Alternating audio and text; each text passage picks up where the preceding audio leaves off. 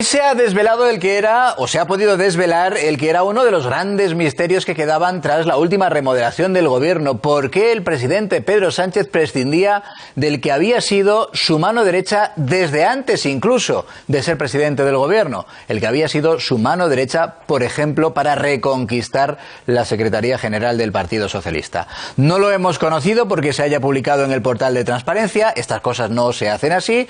Lo hemos conocido gracias a la información de una brillante periodista que es Ketty Garat. Ketty, bienvenida, buenas noches y enhorabuena. ¿Qué tal? Muy buenas noches. Bueno, antes, si te parece, antes de que nos expliques las claves de esa noticia que, insisto, puede desvelar por qué Pedro Sánchez prescindió de José Luis Ábalos, si te parece vamos a repasar con Elena Pérez Ketty qué es lo fundamental de la información que desveláis hoy en The Objective.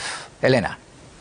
Según publica el diario The Objective, Pedro Sánchez habría destituido de sus cargos a José Luis Ábalos, uno de sus mayores hombres de confianza, por llevar, dice literalmente este medio, una oscura doble vida. Fuentes muy cercanas al Partido Socialista, a Moncloa y también al exministro de Transportes aseguran precisamente a Ketty que Ábalos habría estado entregado a la vida nocturna y se habría saltado incluso las restricciones impuestas durante el segundo estado de alarma, acudiendo a fiestas privadas. La reacción de Pedro Sánchez habría sido clara, tachando incluso de traición las actitudes de Ábalos. Por su parte, el extitular de Transportes asegura que estas informaciones son completamente falsas y ha anunciado acciones legales contra el medio.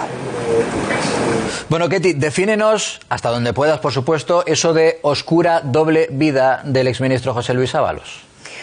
Bueno, pues como lo definen las fuentes que hemos consultado, que hay que dejar bien claro que son fuentes de primer nivel, la información a nosotros nos llega por varias vías. Y lo sorprendente es la confirmación de fuentes de máxima solvencia del Gobierno y del Partido Socialista, y como nos lo definen estas fuentes, es básicamente pues una vida nocturna ajetreada, fiestas, en pleno escenario de levantamiento de restricciones. Es decir, cuando empezamos a hablar de la nueva normalidad, una vez levantado el primer estado de alarma a partir del 21 de junio de 2020. Y es importante el contexto, primero porque Ábalos era una de las 4 autoridades delegadas, os recordaréis, había 4 ministerios que eran autoridad delegada en ese primer estado de alarma. Uno de ellos era el Ministerio de Transportes y luego Sanidad, Defensa e Interior.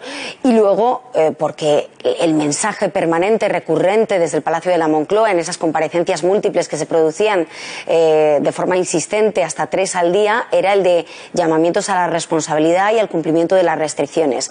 Bueno, pues lo que nos relatan estas fuentes es que en ese contexto es cuando se empieza a producir una ajetreada vida nocturna por parte del ministro que le hace desocupar o abandonar sus obligaciones al frente del Ministerio, hasta el punto de dejarle todo el peso del Ministerio y las cuestiones que le son propias al número 2 del Ministerio de Transportes, el secretario de Estado, Pedro Saura, hoy presidente de la empresa pública Paradores de Turismo.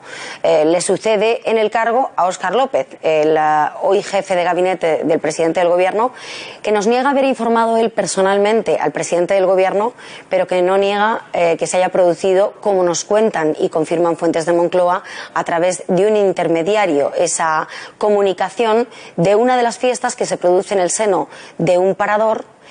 Y aquí la información más escabrosa, fuentes y entrecomillados textuales del Ejecutivo, de lo que nos hablan es de una habitación destrozada con restos de todo tipo.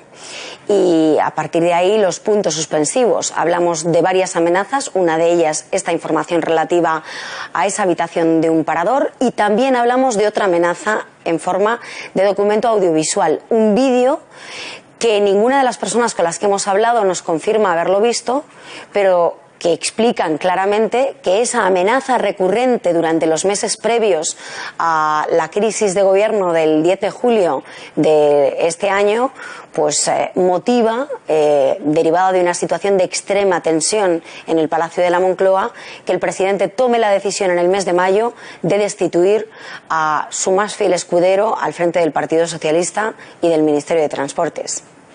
Ketty, ¿qué tal? Buenas noches. ¿Es precisamente la amenaza de ese vídeo, esa habitación destrozada, la gota que colma el vaso de Pedro Sánchez a la hora de apartar a Ábalos, o hay otra gota? Bueno, hay más gotas. Aquí no podemos hablar en singular, sino en plural. La historia de José Luis Ábalos y de la caída de José Luis Ábalos podemos decir que es la historia de un cúmulo de circunstancias, de despropósitos o de escándalos. Uno de ellos es esta doble vida, o esta vida disoluta, o esta vida nocturna, caótica y sórdida.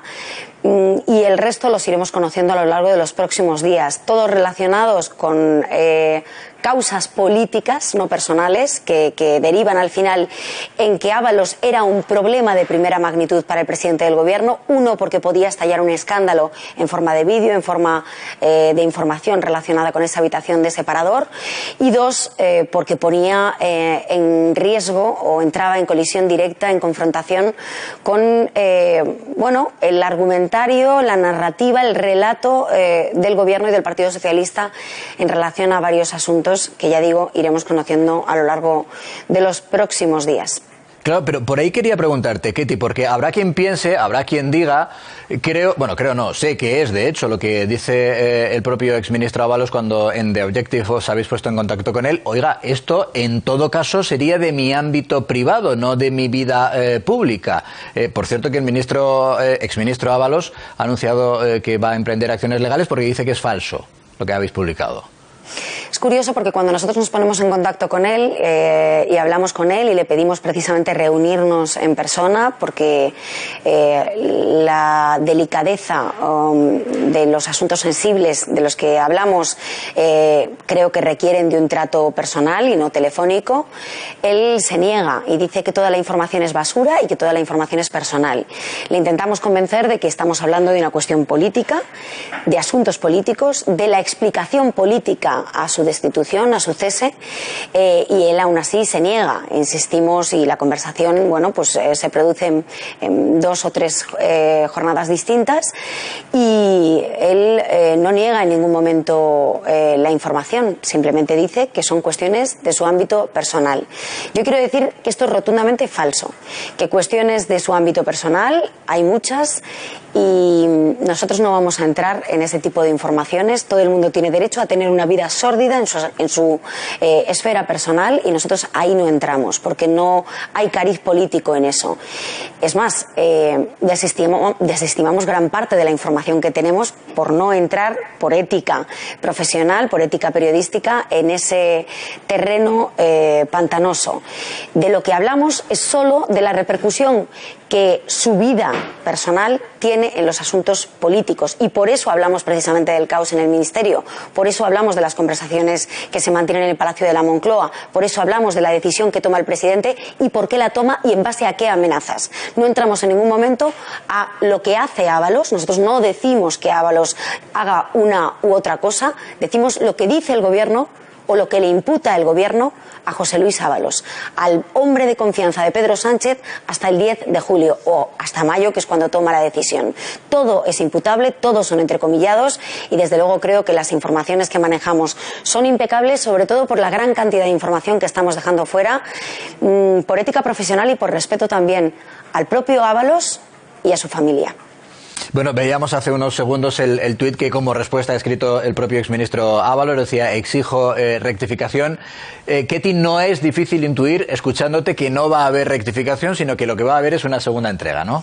No va a haber rectificación, va a haber información o informaciones, porque vamos a seguir informando de lo que de una investigación muy rigurosa, muy seria, que nos ha permitido llegar al quid de la cuestión y configurar ese complejo puzzle y responder a la pregunta que todos nos llevamos haciendo desde el 10 de julio. ¿Por qué cae Ábalos? ¿Qué ha pasado para que el tótem de Pedro Sánchez haya caído de esta manera y en esas circunstancias de secretismo, de silencio, de abandono, sin que se saluden en el Congreso Federal el presidente del gobierno y su hasta hace muy poco hombre de confianza, sin que nadie acuda a su traspaso de carteras por orden expresa de Ferraz, con un secretismo y un hermetismo tremendo para forzar precisamente esa dimisión de Ábalos como secretario de Organización, que tardó 48 horas en dimitir de ese segundo puesto. tanto, toda esa información está atada, es una información, ya digo, política, no personal,